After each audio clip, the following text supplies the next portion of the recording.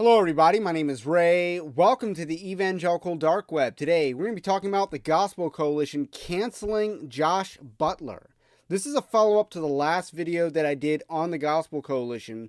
We talked about the Gospel Coalition's article that sex points to the gospel. And I've covered a lot of Gospel Coalition articles. You could consider me an expert on how the Gospel Coalition engages cultural issues and the bad theology peddled in Gospel Coalition articles. This article, on sex pointing to the gospel, is rather benign if we're grading on a curve. This is not one of the most extreme articles, extremely bad articles the Gospel Coalition has written. And yet they apologized and they fired their writer for this article. Why? Because it pissed off the wrong people. The wrong people wasn't our crowd. It wasn't discernment bloggers. It wasn't lowercase evangelical dark web, which is, the general sphere of people who reject Big Eva. It was because it pissed off egalitarian feminists who all of a sudden became prudes. That's who this article pissed off. That's who the Gospel Coalition apologized to and answers to. So we're going to talk about that. But first, I want to let you know Evangelical Dark Web is a Christian news gathering and commentary ministry. So the least you could do is like this video and subscribe to the channel if you are new. Evangelical Dark Web has a Patreon-like system that you can support at evangelicaldarkweb.org/join. There's more access to more content, and you help direct the research direction of Evangelical Dark Web by being a member. So, with that said, let's first review what I said about this topic. And obviously, I memed the topic, and that's, to me, my one encapsulation of the response is I'm bonking the Gospel Coalition and sending them to horny jail, because there are really two major errors with this article. And one of them I went into detail in the last video. The other I did not. I put it in the description, but I did not say it in the video because I thought about it when I wrote this article. So I want to update the record, even though it was in the description of the video and how I shared the video on social media links. But I didn't say it specifically in the video, but I did say that the article wasn't as bad as people were making it out to be. I think that's something that was surmised. But obviously, you got the horny jail meme that is the backdrop for this article. I'm going to read the conclusion because I think the conclusion really hits home where I'm getting at. So the Bible indicates that the current state of Christ and his bride is betrothal to be consummated in glory on the second coming. So Josh Butler has prematurely ejaculated this metaphor used in Scripture. So for this, the internet meme of horny jail is most fitting, and we hereby sentence Josh Butler to horny jail. Horny jail is a public shaming of people on the internet who appear too thirsty in the comments section, and in this case, the premature salacious writings of Josh Butler are most deserving. It is also worth commenting on the witnessing aspect of this. If you are trying this out in the mission field, you might get burned like when Michael Bird tried talking about Jesus having nocturnal emissions. Let's not be Sideshow Bob and step on our own rake, as the Gospel Coalition is wont to do. And the Sideshow Bob reference that I make is very fitting, simply because of Joshua Butler and what he looks like. I think Sideshow, he kind of looks like Sideshow Bob if he were less pigmentally challenged. Less pigmentally challenged. So this is the article. This article has been deleted, but because I've not touched this tab, because I have hundreds of tabs open, I've not touched this tab since I used it. It's still up on my computer. This is what the article looks like now, with a refreshed link. And it says it's an apology, actually. So, and they've updated this twice. This is the second update. They updated it once to remove the article and then say, hey, this, in the fuller context, this was taken out of context, and in this amount of context, the article is not helpful.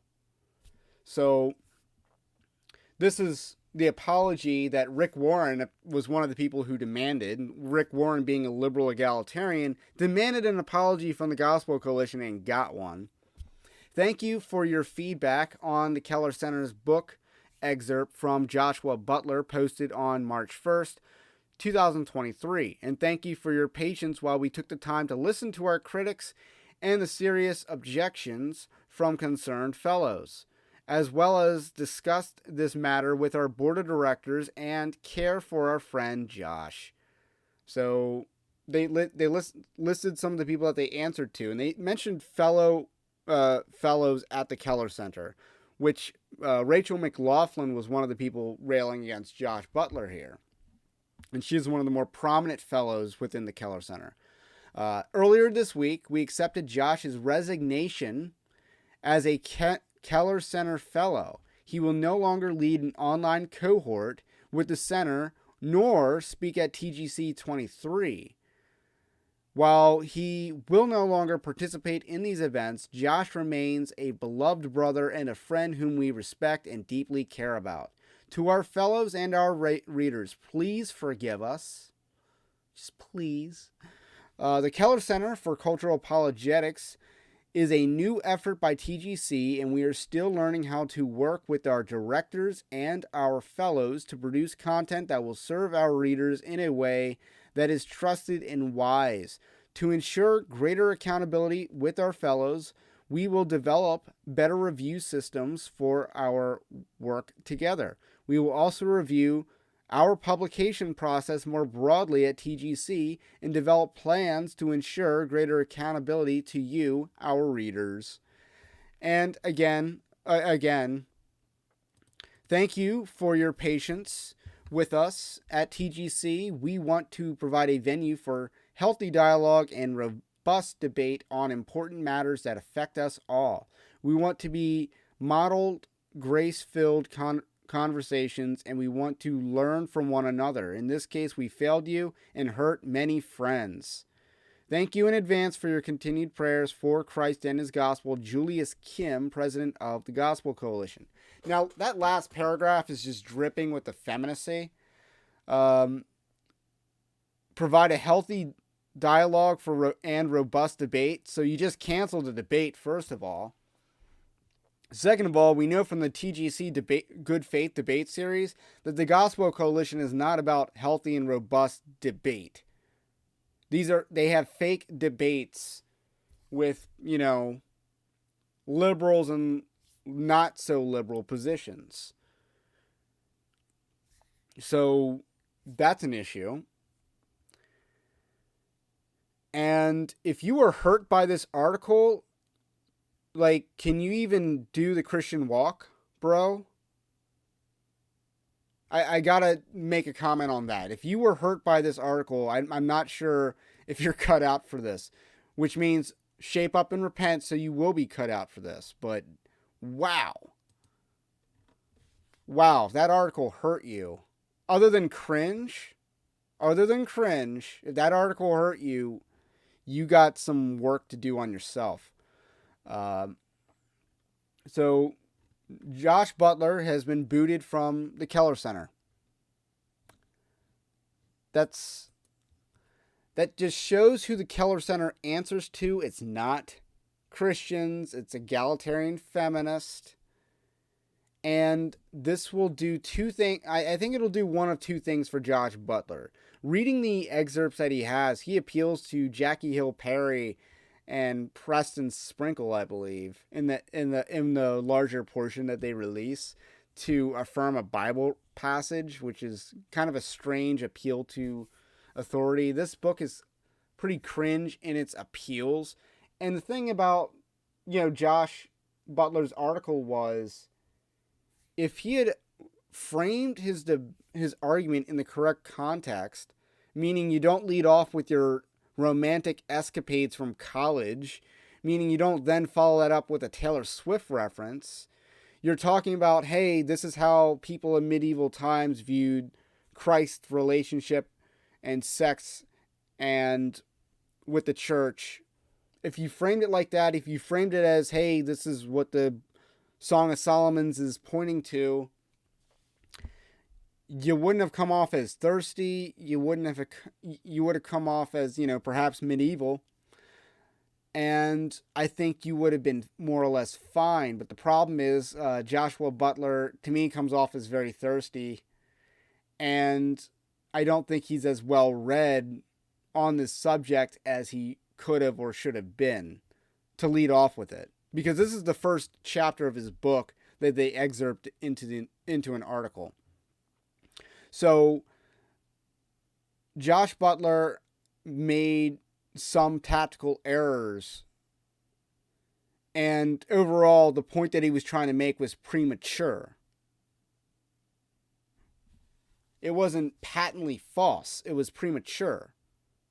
And yet the Gospel Coalition thought to apologize for that because it offended people's sensibilities. You see, these people hated this article because it upset their strangely puritanical, and I use that in the common vernacular, even though the Puritans had a lot more sex than these egalitarian feminists. It upset their sensibilities. I hated the article because I hate pretty much all Gospel Coalition articles. We are not the same here. I don't like the Gospel Coalition. We're not the same. And that's why I meme them with the whole horny jail thing. Because I wasn't necessarily offended by the argument that he was making or attempting to make, because I think the point that he was attempting to make is true in a certain context. It wasn't true in the context of how he was using it. And there's a difference. And that's much better than much of the other Gospel Coalition articles. So I think two things will happen to Josh Butler as a result. One, he will either go deeper into, I think, the Revoice camp, or he will actually kind of go based in red pill as a result of getting canceled from the Gospel Coalition. I think he could go one or two ways. Josh Butler, to me, was a Big Eva up-and-comer. He was simping ain't easy, but it is necessary. That's been his career path in Big Eva. And this could shatter that, or it could send him in a different vein, different highway down Big Eva. I think there are a lot of red flags surrounding Josh Butler, so I'm not sure. But in any case, this is not the W that you think it is. And what the Gospel Coalition did here was wrong. And it was wrong for the wrong reasons as well. So that's all I got to say about that. My name is Ray. This is the Evangelical Dark Web. If you like this kind of content, also subscribe to the channel. If you are new, have a blessed day. Let me know what you think about what I think, and I will catch you on the next one.